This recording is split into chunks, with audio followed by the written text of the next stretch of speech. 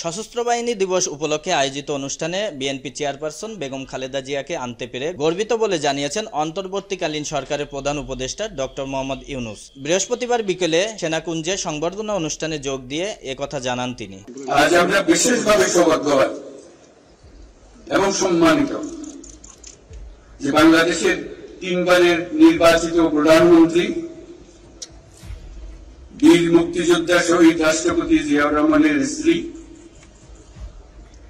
বেগম খালেদা জিয়া আজ এখানে আমাদের মধ্যে উপস্থিত আছেন।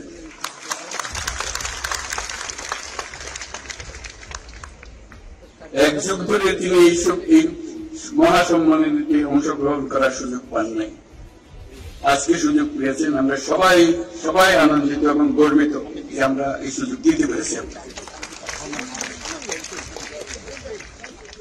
শারীরিক অসুস্থতা সত্ত্বেও এই বিশেষ দিবসে সবার সঙ্গে শরীর খাওয়ার জন্য আপনাকে আবারও ধন্যবাদ।